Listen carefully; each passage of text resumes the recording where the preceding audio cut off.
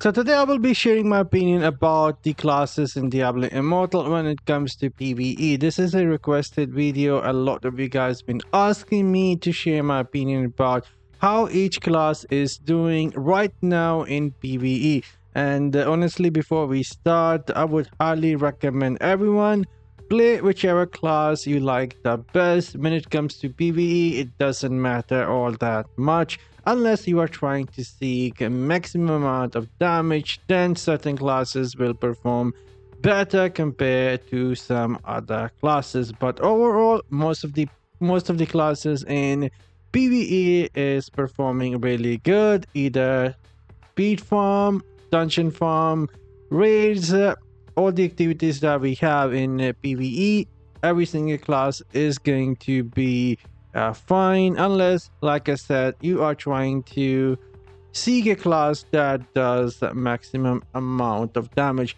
So now that is out of the way, this is still gonna be my personal opinion and not a fact. So let me know in the comment section down below how would you guys rate each class in PvE, and I will be looking forward to your feedback. Now, without any further ado, let's dive into the tier list for PvE. This is going to be my personal opinion and not a fact.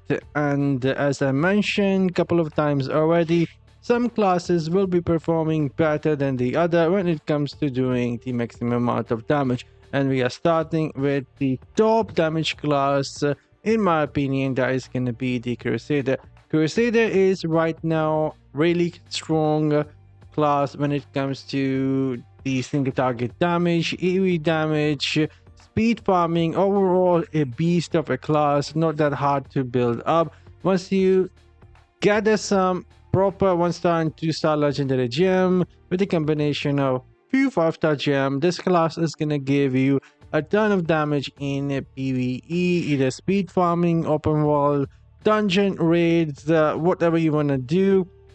Crusader is gonna be all-rounder, a solid S tier class in my opinion. And next, it is gonna be the Tempest. I think I won't be wrong if I put the class in S tier. The banana builds are still really strong. The water boomerang build, you basically move at decent speed, doing quite a lot of damage, and pretty good with the dashes and the surfing in open world, speed farming, urban, dungeon, everything. Tempest been pretty solid, and it deserves to be in S tier. And you cannot go wrong with these two classes if you are trying to seek a lot of damage, mobility, dashes, and these two classes, in my opinion, are performing really good.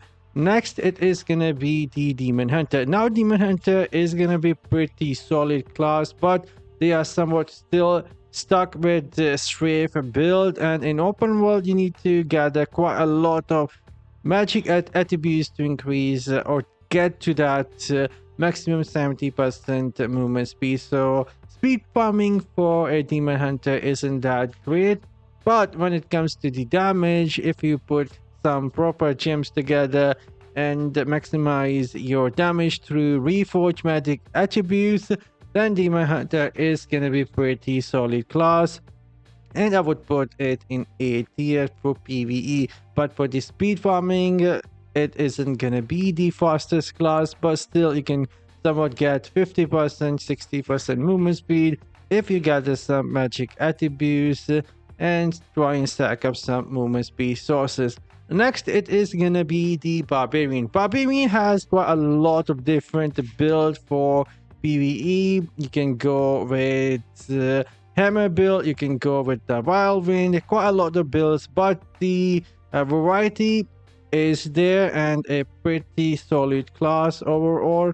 A lot of survivability, super movement speed, one of the fastest, if not the fastest moving class out there right now, Barbarian, and does quite a lot of heavy hits with the hammer porta build. So Barbarian I'm gonna be putting at A tier in PvE. It can be a bit higher if you try and maximize everything on your gear, it can be a bit better, but to be safe, I think most people will able to play Barbarian somewhat at a tier. Next, it is gonna be Necromancer. Necromancer is again gonna be S tier class, at least in my opinion. You get quite a lot of movement speed for the speed farming nowadays with the Necromancer.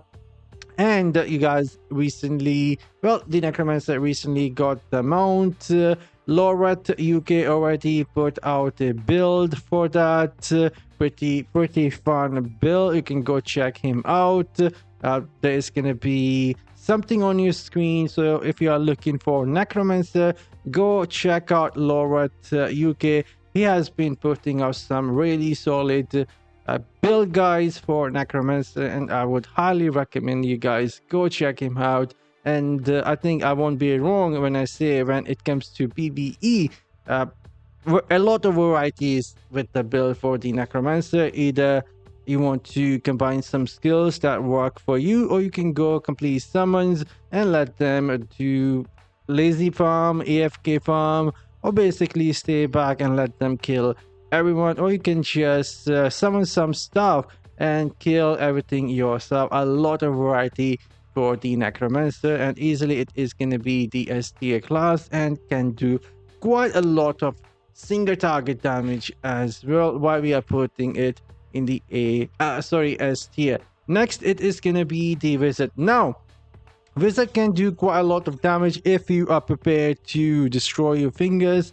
The skill cooldown is going to be, you basically need to keep spamming the skills, and then you will able to do quite a lot of damage. But honestly, like, in all honesty, I don't think 80% players out there can use the button mashing build for the Wizard, and survivability isn't that great unless you are using Hailstone. But still, a lot of variety out there. If survivability is an issue for you as a Wizard, you can go with complete crowd control build that is going to destroy all the monsters out there. Your damage is going to be a bit lower versus the bosses, but a lot of variety out there.